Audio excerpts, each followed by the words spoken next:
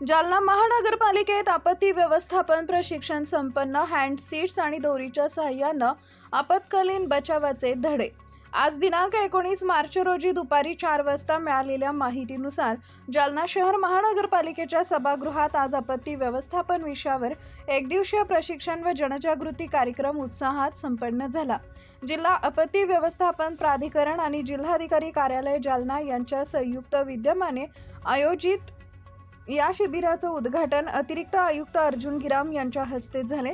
या प्रसंगी सहाय्यक आयुक्त अपर्णा जाधव, विजय फुलंब्रीकर, केशव कानपुडे तसेच महापालिकेचे सर्व विभाग प्रमुख व मोठ्या संख्येने कर्मचारी उपस्थित होते।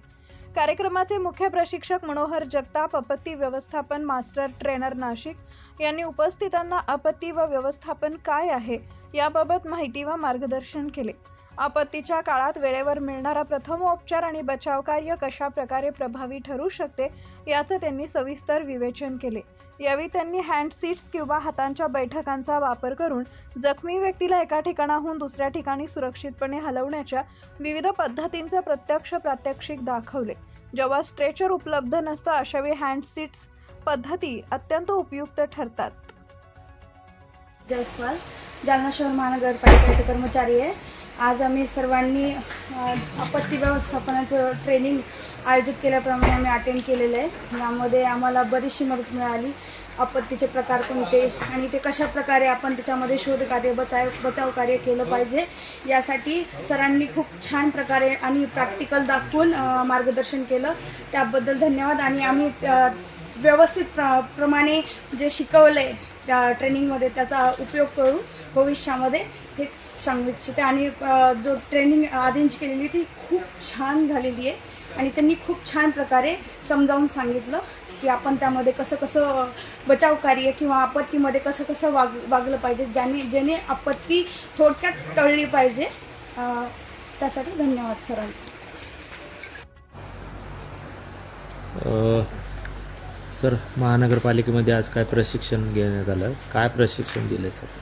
आज जिल्हा आपत्ती व्यवस्थापन प्राधिकरण, जिल्हाधिकारी कार्यालय जालना यांच्या माध्यमातून आपत्ती व्यवस्थापन प्रशिक्षण आणि जनजागृती कार्यक्रम जालना शहर महानगरपालिका येथे आपत्ती व्यवस्थापन प्रशिक्षण जनजागृती कार्यक्रम घेण्यात आला। या कार्यक्रमाप्रसंगी उपस्थित सर्व महानगरपालिकेचे कर्मचारी असतील, वेगवेगळ्या विभागाचे संपूर्ण कर्मचारी अधिकारी वर्ग या ठिकाणी उपस्थित होते।